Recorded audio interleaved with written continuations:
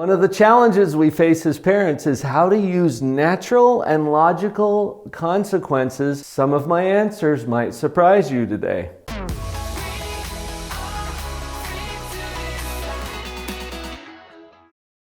Natural and logical consequences. That gets a lot of buzz in the parenting world, but I gotta tell you, you don't have to.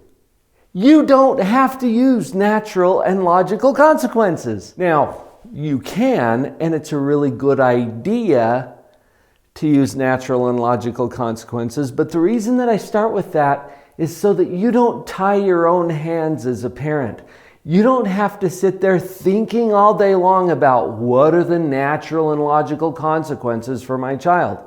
In fact, by definition, you don't have to think about natural and logical consequences. They happen naturally and logically. That's why we call them natural and logical. Your main job as a parent, when it comes to natural and logical consequences, is to not get in the way. And you don't have to wait for natural and logical consequences. The reason I say that is because there are times as a parent that we have to come up with some unnatural and maybe illogical consequences in order to teach our children something. School is a really great example. There are natural and logical consequences for failing school. And most of those come much later on in life, after you can do anything about it. All right, now having said that, let's get to the ways that we can use those natural and logical consequences best to teach our children. The first tip that I would give you is to separate the emotion from the discipline. Parents sometimes get more uptight about things than the kids are. We want to make sure that as we are following through with consequences or allowing them to happen in the case of natural consequences, that we as parents are okay with them. Honestly, because we're doing our job well. And what's our job? To love our kids no matter what and even if. If we're doing our job well, we really don't want them to have consequences because we love them and we don't want them to experience any kind of pain or discomfort. Well, that gets in our way as a parent. We need to separate our own emotion from that, which shifts the burden right back onto the shoulders that it should be on, our kids. So you're okay with the consequences.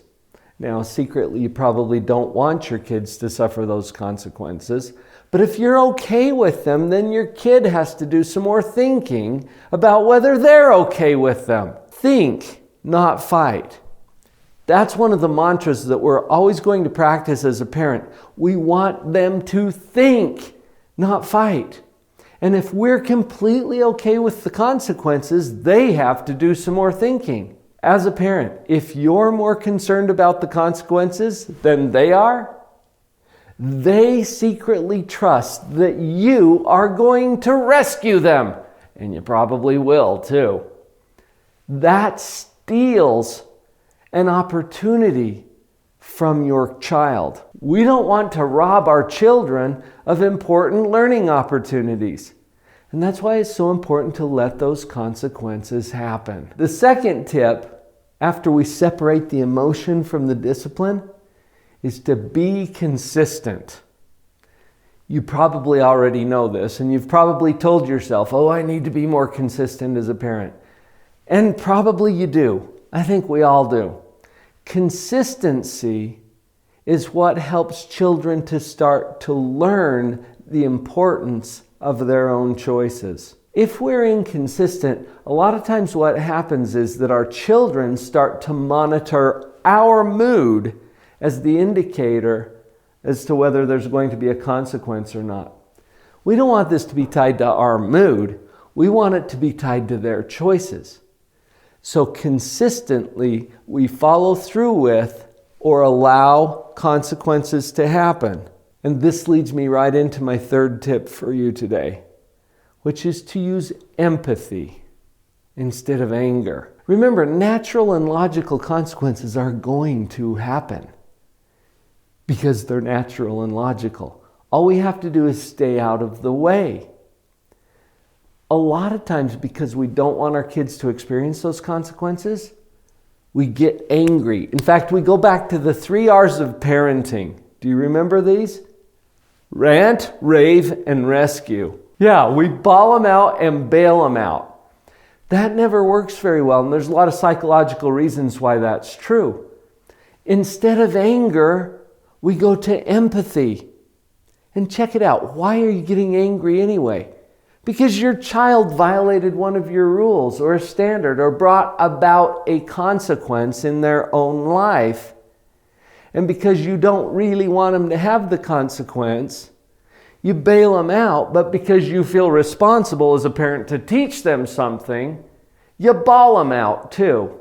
Bawl them out and bail them out. Rant, rave, and rescue. It doesn't work. All it teaches our children is that our mood is what matters, not their choices.